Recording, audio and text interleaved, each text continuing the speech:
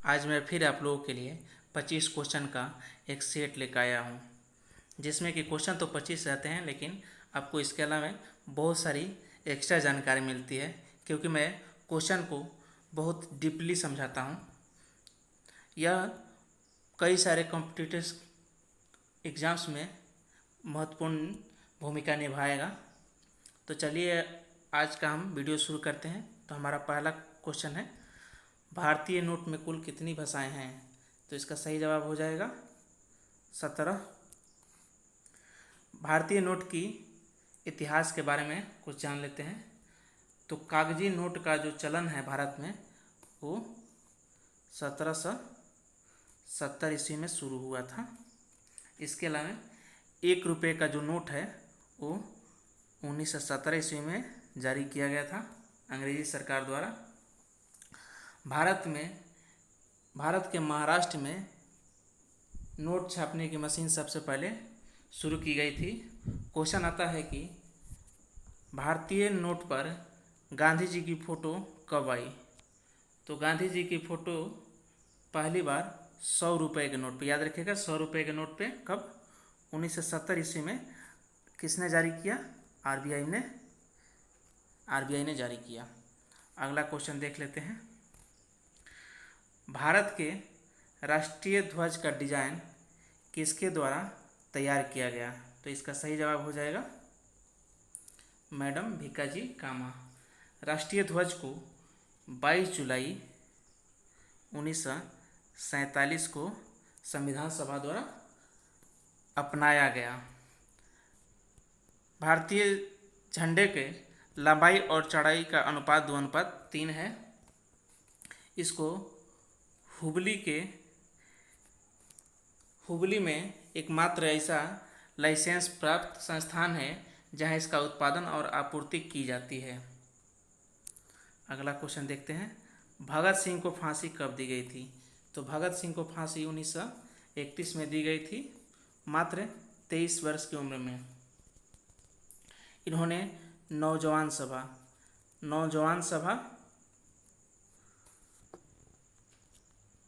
भारत सभा तथा Hindustan socialist Republican association की स्थापना की थी। इनकी फांसी की खबर को द ट्रिब्यून नामक पत्रिका में छापी गई थी। किस पत्रिका में? तो द ट्रिब्यून नामक पत्रिका में छापी गई थी। अगला क्वेश्चन है, प्रथम ओलंपिक खेल किस देश में हुआ? तो प्रथम ओलंपिक खेल जो है एथेंस देश में हुआ था। कब हुआ था? तो प्रथम ओलंपिक खेल जो है 1896 ईस्वी में शुरू हुआ था, जबकि भारत जो है द्वितीय ओलंपिक खेल में शामिल हुआ था, जो कि 1900 ईस्वी में शुरू हुई थी। क्वेश्चन आता है कि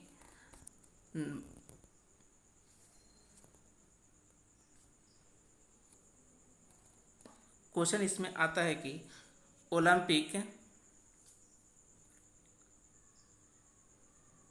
में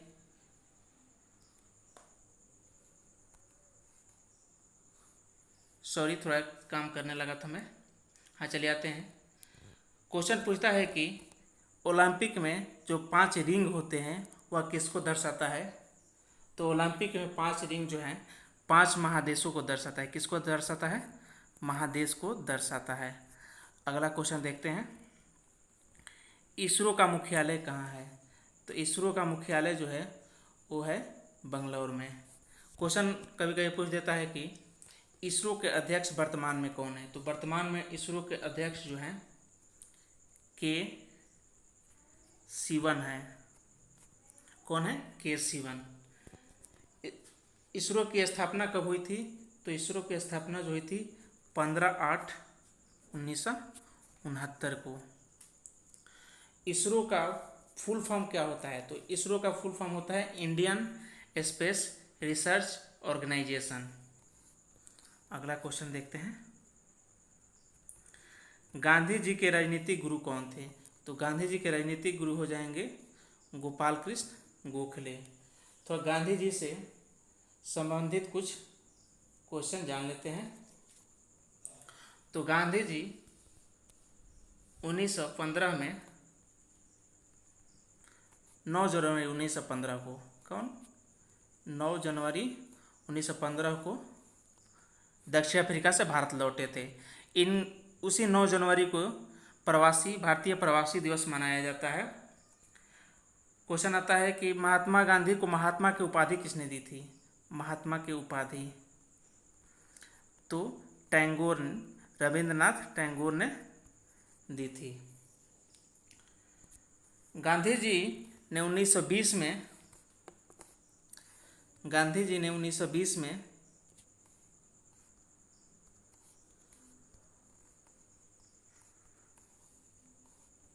1920 में असहयोग आंदोलन शुरू की थी।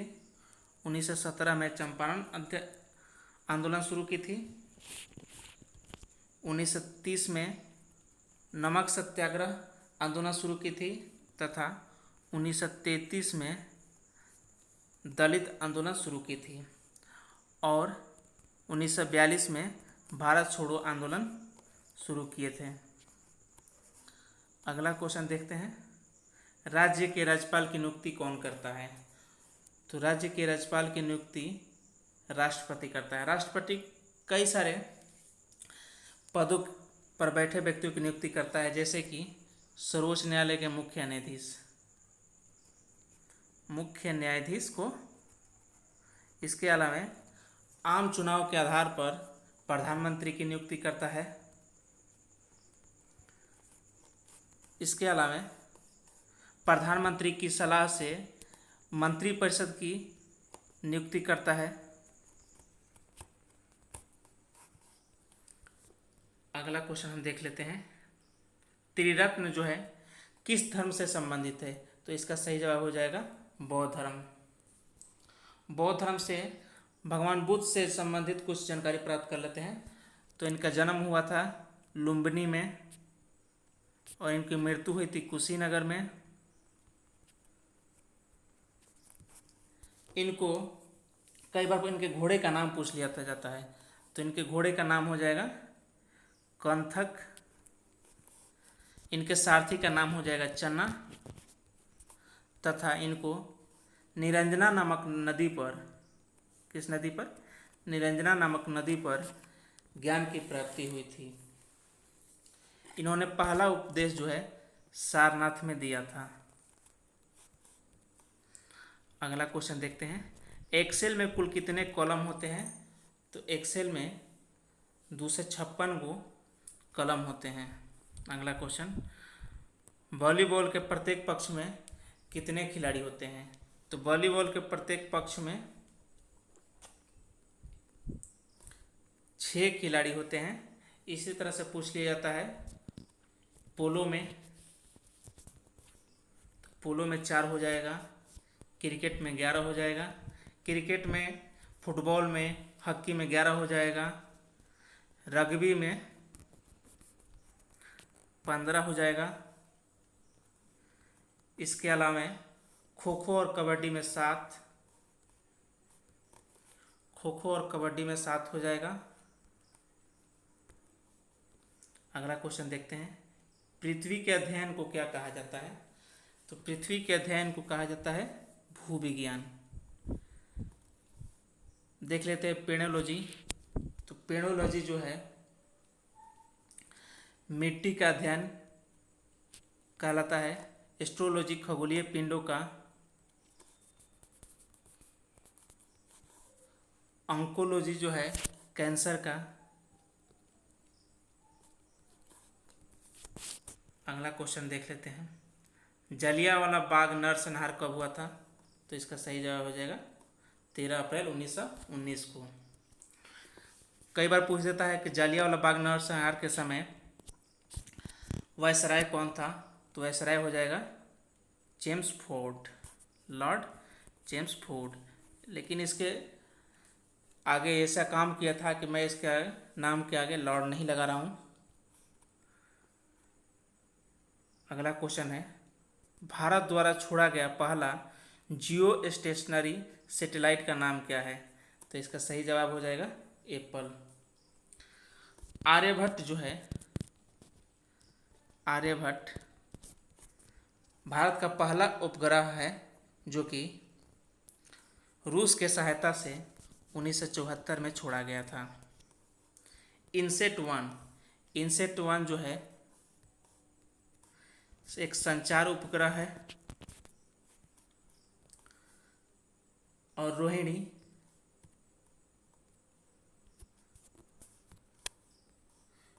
जो है भारत का पूर्णतः स्वदेश द्वारा छोड़ा गया पहला उपग्रह है जो 1969 में छोड़ा 1979 में छोड़ा गया था। अगला क्वेश्चन, जीभ में कितने प्रकार के स्वाद कलिकाएं होती है? तो इसका सही जवाब हो जाएगा 5 प्रकार की। किडनी स्टोन का क्या कारण है? तो किडनी स्टोन का सही कारण हो जाएगा कैल्शियम ऑक्जेलेट। किडनी के बारे में कुछ जानकारी प्राप्त कर लेते हैं। तो चलिए देखिए, किडनी का जो वजन होता है 142 ग्राम होता है। किडनी में 1.1 मिलियन कोशिकाएं होती है। यह एक बार में 400 बार 400 बार खून की सफाई करता है। इसकी सबसे छोटी क्रियात्मक इकाई जो है नेफ्रॉन है। अगला क्वेश्चन देखते हैं, पारा सामान्य तापक्रम पर क्या होता है? तो पारा जो है सामान्य तापक्रम पर द्रव होता है। यह ताप का अच्छा सुचालक माना जाता है। अगला क्वेश्चन देख लेते हैं, कांग्रेस के प्रथम अध्यक्ष कौन थे? तो कांग्रेस के प्रथम अध्यक्ष जो थे वो WC बनर्जी थे। इसकी स्थापना कब हुई थी? तो 1885 में हुई थी बम्बई में। और पहला इसका जो अधिवेशन हुआ था बम्बई में ही हुआ था। जो दूसरा हुआ था वो कहाँ हुआ था? कलकत्ता में हुआ था।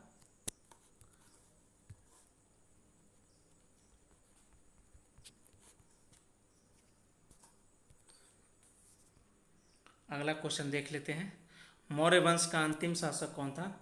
तो इसका सही जवाब हो जाएगा मौर्य वंश का अंतिम शासक बृहद्रथ था। मौर्य वंश जो है 321 से 185 ईस्वी पूर्व तक इसका कार्यकाल माना जाता है।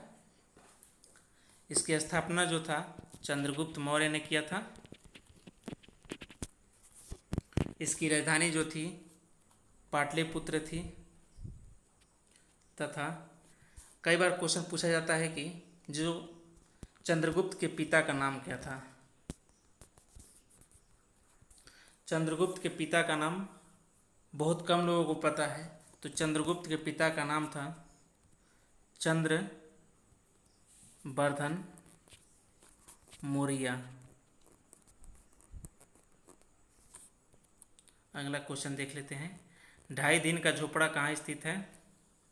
तो 2.5 दिन का झोपड़ा जो है अजमेर में स्थित है। अगला क्वेश्चन देखते हैं, चिकित्सा का प्रथम नोबेल पुरस्कार किस बीमारी की टीके की खोज के लिए दिया गया था? तो चिकित्सा का प्रथम नोबेल पुरस्कार जो था डिप्थीरिया की खोज के लिए दिया गया था। इसका सही जवाब हो जाएगा डिप्थीरिया। नोबेल पुरस्कार की शुरुआत जो हुई 1901 में हुई, जो प्रशस्ति पत्र के साथ 10 लाख डॉलर दी जाती है। यह अल्फ्रेड नोबेल के याद में दी जाती है। यह कितने क्षेत्रों में दी जाती है? यह 6 क्षेत्रों में दी जाती है। यह प्रत्येक साल 10 दिसंबर को दी जाती है।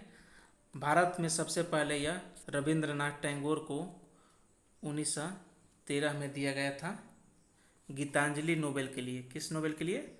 गीतांजलि।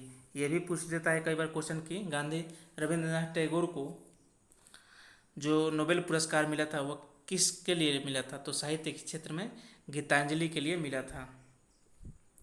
अगला क्वेश्चन देख लेते हैं, कवक का अध्ययन क्या कहलाता है? तो कवक का अध्ययन कहलाता है माइकोलॉजी, जबकि शैवालों के अध्ययन को कहते हैं फाइकोलॉजी।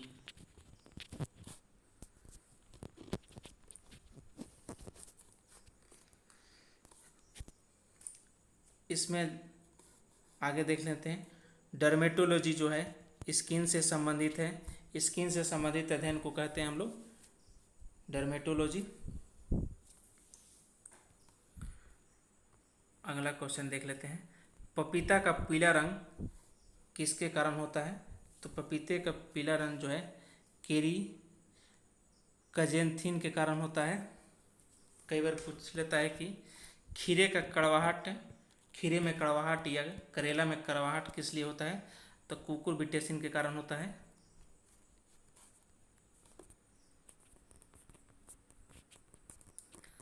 कई बार क्वेश्चन आया है कि दूध का पीला रंग किसके कारण होता है? तो दूध का पीला रंग जो होता है उसको आप कमेंट में बताइएगा, ये आप लोगों के लिए क्वेश्चन रहेगा। अगला क्वेश्चन देख लेते हैं, दिल्ली के जंतर मंतर को किसने बनाया? तो दिल्ली के जंतर मंतर को महाराजा जय सिंह द्वितीय ने बनाया। अगला क्वेश्चन, खार्तूम शहर किस नदी के तट पर है? तो खार्तूम शहर जो है नील नदी के तट पर है। इसका नील नदी के तट पर है।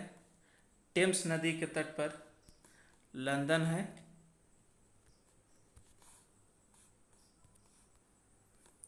सीन नदी के तट पर पेरिस है।